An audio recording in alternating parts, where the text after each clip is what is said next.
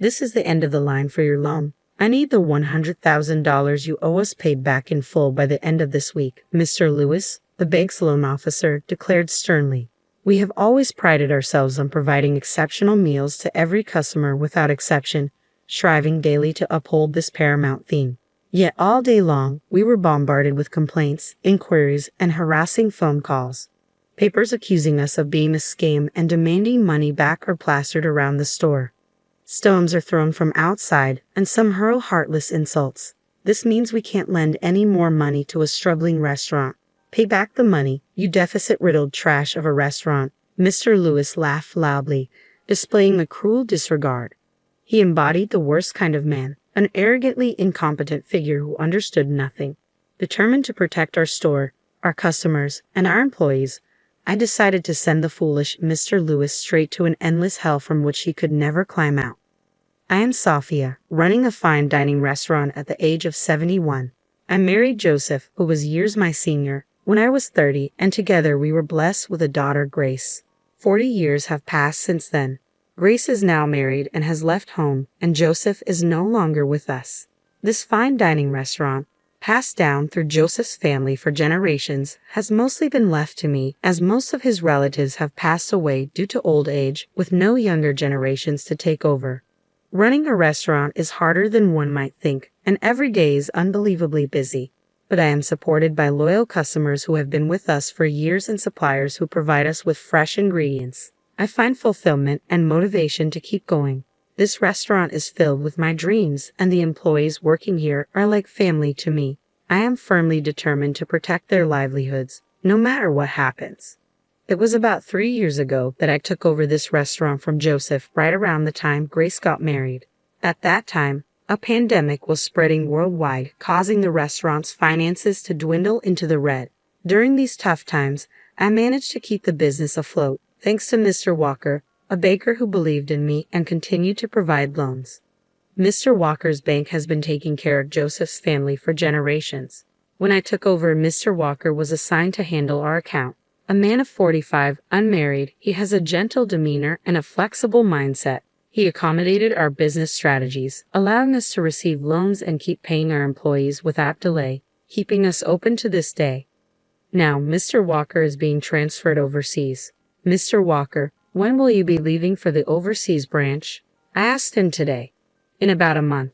Don't worry, I'll make sure everything is properly handed over, he reassured me. Modestly attributing his promotion to his bachelor status, I know well his competence from our consultations about loans. His promotion is truly a significant achievement, and I am genuinely happy for him.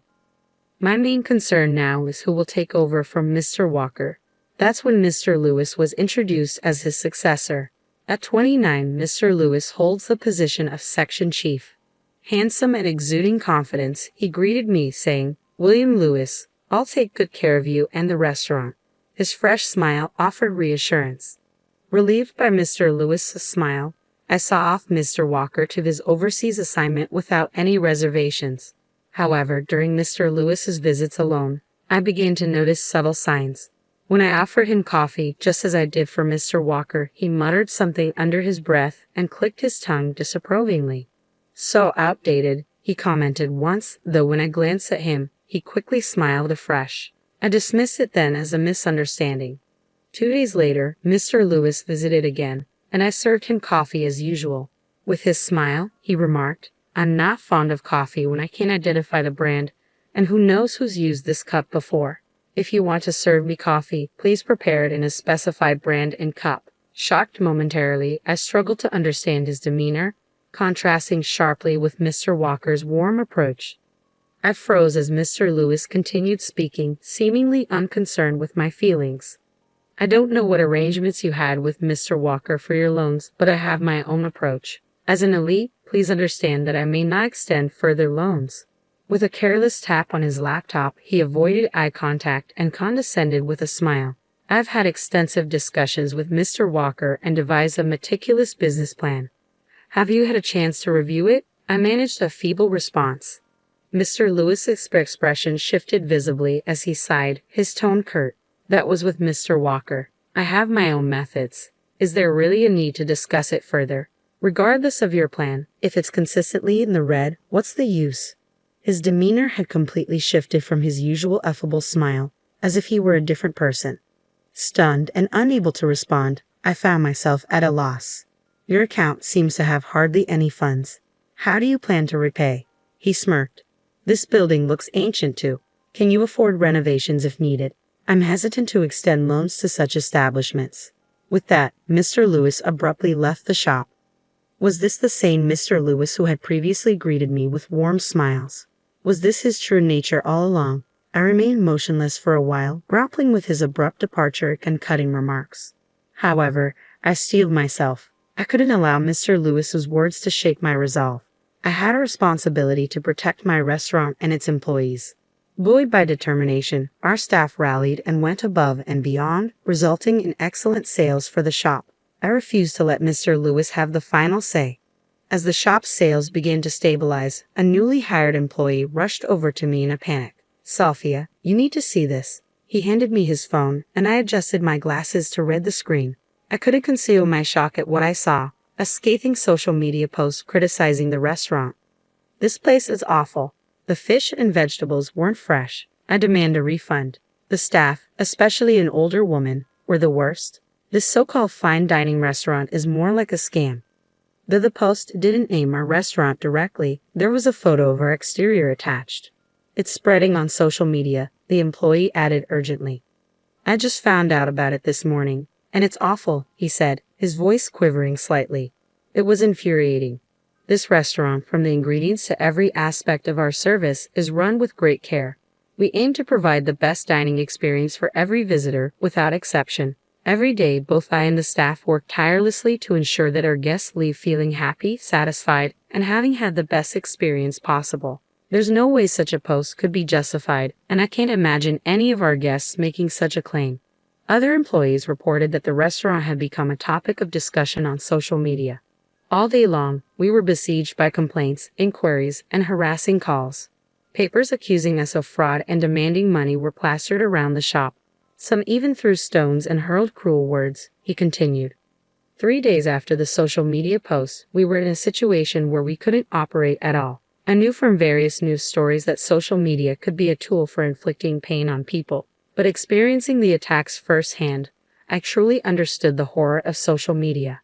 As I tried to make sense of why this was happening, one of the employees came to me with a suggestion. I was surprised to hear what he proposed. It might be possible if it's him, he said. I immediately contacted someone, and the person on the other end readily agreed to my proposal. If there are people who use social media to attack, there are also those who know how to defend against such attacks. Feeling despondent wasn't going to help. I had to protect this shop. I decided to temporarily close the shop until this turmoil subsided, to protect our regular customers and employees. Of course, I intended to ensure the employees' wages during this time. Then Mr. Lewis called. Oh, you decided to close the shop. It's pretty bad right now, huh? The fraudulent fine dining restaurant, right? Terrible. But it's just karma coming back to you. Maybe it's best if you just close the shop for good. Could these really be the words of an elite banker who graduated from a prestigious university? He must have risen through the ranks by neglecting struggling businesses and catering only to profitable clients. I had only one thing to say to Mr. Lewis. I will absolutely protect this restaurant, our customers, and our employees, I replied firmly. Mr. Lewis responded curtly, instead of just saying nice words, pay back the money you owe, and hung up the phone. I swore to myself that I would protect everything, no matter what. Eventually, the restaurant had to close for about 2 weeks. The damage during that time was not insignificant, but with the support of our employees, partners, and loyal customers who rallied behind us, we managed to reopen. Upon hearing of our reopening, Mr. Lewis came to the restaurant, wearing a sleazy smile. Is this your last day of business? Well, good luck, he remarked, looking around and making rude comments as usual. What brings you here at this time of day, Mr. Lewis? I asked, to which he sneered. I'm hosting a very important client today. For some reason, they chose this place, so I had no choice. It was convenient since I had something to discuss with you too. With that, he took a seat at the best table without waiting to be invited. Make sure you serve well today. I have a very important guest coming. Mr. Lewis, what is your business today? I thought the repayment date was still a while away. I inquired cautiously. I've decided to cut off your loan. I need the $100,000 you owe us paid back in full by the end of this week, Mr. Lewis declared with finality. Is the branch manager or Mr. Walker aware of this? I asked, hoping for some reprieve. I've said this multiple times, but this is my decision. Mr. Walker has nothing to do with it. Just understand that we can't lend any more money to a struggling restaurant, Mr. Lewis replied callously. Pay back the money, you deficit-riddled trash of a restaurant, he added, laughing loudly. Pay back the $100,000. Sure, but you'll regret it, I said firmly, meeting his gaze. For a moment, Mr. Lewis' face turned serious, but then he chuckled again. Such a despicable man, an elitist, incompetent figure who understood nothing. I decided that Mr. Lewis deserved to be banished straight to hell, a place from which he could never escape, I thought to myself as I addressed him. So, with the next repayment, our business dealings with your bank will be concluded, correct? Yes, just make sure you pay it back. I don't want to have anything more to do with such a restaurant anymore, Mr. Lewis said, sitting pompously. I'd like him to disappear because he's a sore, but I can't bother the guests who are said to be coming. When will your guests be arriving, Mr. Lewis? I asked, prompting Mr. Lewis to start bragging confidently. You wouldn't meet someone like my guests in your entire life, even how poor you are. He's the president of the most talked about IT company right now, so he's busy. He'll contact me when he's arriving. I'm just waiting until then, Mr. Lewis boasted. I figured he hadn't secured a definite appointment but kept quiet, knowing his smugness was only temporary. A lucrative deposit transaction with that IT company was clearly in sight for him. Mr. Lewis kept checking his mobile phone anxiously as he waited for his guests. It's such an empty shop after all that publicity. No one would come to a place like this, Mr. Lewis remarked. I swallowed my retort and ignored him. Then, a lively greeting from an employee echoed through the restaurant. Well, some odd customers do come to such places, huh? I remarked pointedly, ignoring Mr. Lewis completely. I went to welcome the customers at the entrance, who turned out to be Carter, the fish wholesaler we've been dealing with for years, and Dylan, a farmer. Sophia, we were worried after seeing the posts on social media. We were irritated to see even our proud produce being bad-mouthed, Carter said, holding an abundance of fresh fish while Dylan had just picked vegetables in his hands. Their beautiful ingredients received a joyful welcome from the staff. Don't worry, Sophia. We'll blow away those sneaky rumors, Dylan assured me, snapping photos with his mobile phone. We'll broadcast about these ingredients and ensure no more nonsense stories come up. Mr. Lewis looked uncomfortable at these words. Just then, someone approached him. What's wrong, Mr. Lewis? You look upset, Mr. Walker said, surprising Mr. Lewis. It was as if he couldn't believe Mr. Walker was there. Mr. Walker, you've come all the way here. I greeted him warmly, relieved to see a familiar face. When I heard you were in trouble, the branch manager asked me to come to stop William's rampage, Mr. Walker said sharply, glancing at Mr. Lewis. William, I hear you've been saying you're going to cut off the loan. Mr. Lewis appeared slightly shaken under Mr. Walker's gaze but quickly started to argue. Mr. Walker, you've done wrong too, handing over such a continuously loss-making restaurant to me. With the recent social media issue, this restaurant is finished, right? I've decided to terminate the loan, judging it as beyond recovery, Mr. Lewis stated firmly. Hearing this, Mr. Walker shook his head in disbelief. You don't understand anything. It's not Sophia who will suffer from the loan being cut off. It's the bank. Mr. Lewis looked at Mr. Walker with a surprised expression. Mr. Walker continued speaking. Didn't you see earlier? This restaurant has long been in good standing with well-known and reputable suppliers.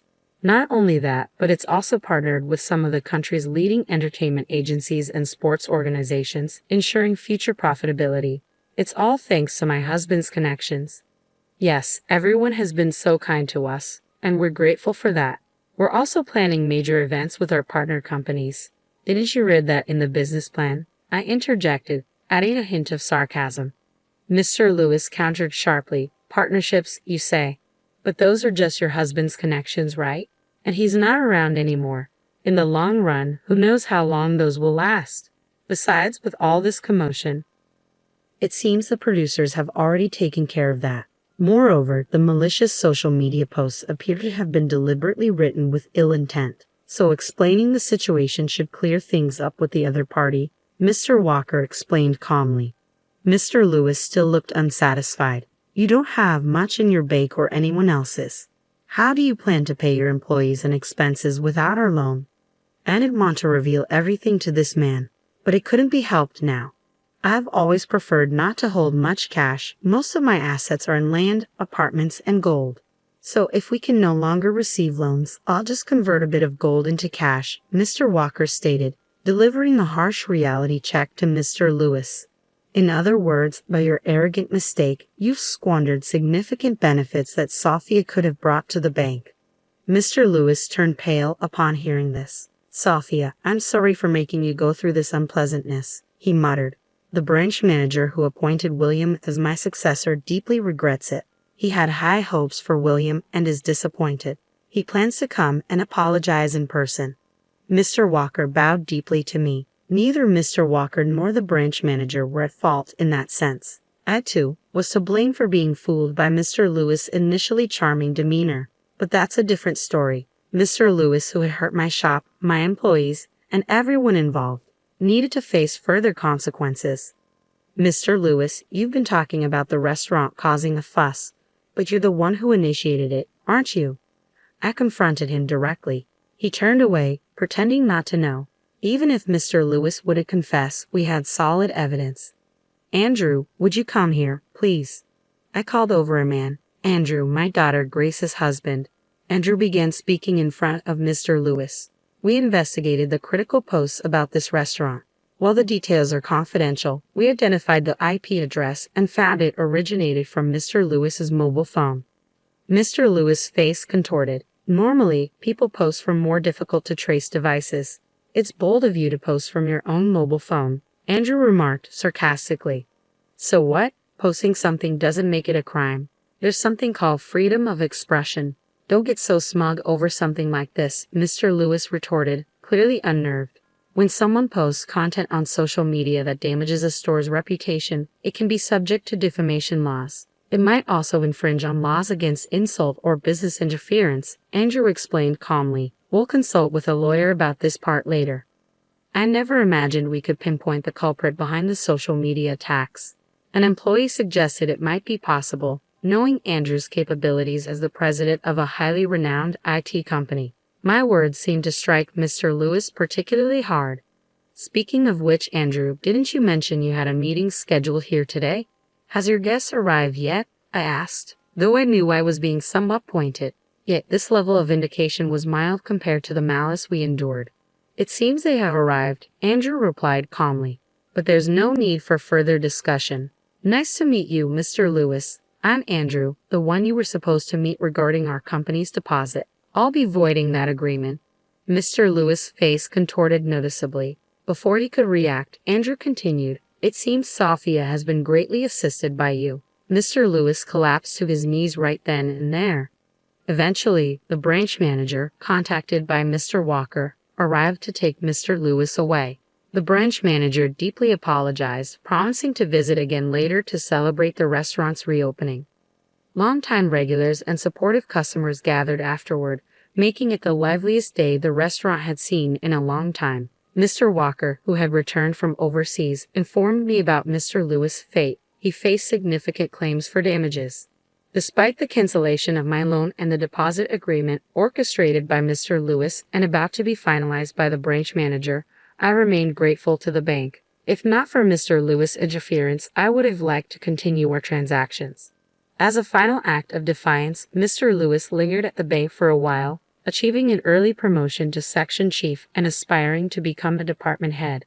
His luck ran out, however, when he targeted our restaurant to diminish its reputation and sales by posting malicious reviews on social media. His selfish and malicious intent soon caught up with him, resulting in a transfer to a regional bank. Shortly, he would receive a legal notice from me detailing charges of defamation and business interference. The weight of his actions, hurting others for personal gain, would haunt him for life. On a brighter note, I was approaching 72 years old. Despite everything, my loyal customers continued to visit, and our partnerships with suppliers remained strong. All the employees continued to show up for work diligently. Preparations for the events outlined in our business plan progressed steadily. However, I couldn't deny that my body wasn't as cooperative as it used to be. Just as I contemplated retirement, Grace stepped up with a heartfelt offer. "Mom, I'm always ready to take over. Take a break whenever you want," Grace said earnestly. Her offer made me reconsider retiring and moving overseas to be with Joseph. Reflecting on my life, I realized how much support I'd received over the years. With this in mind, retirement seemed further away than ever. I resolved to dedicate the rest of my life to giving back and nurturing my dream.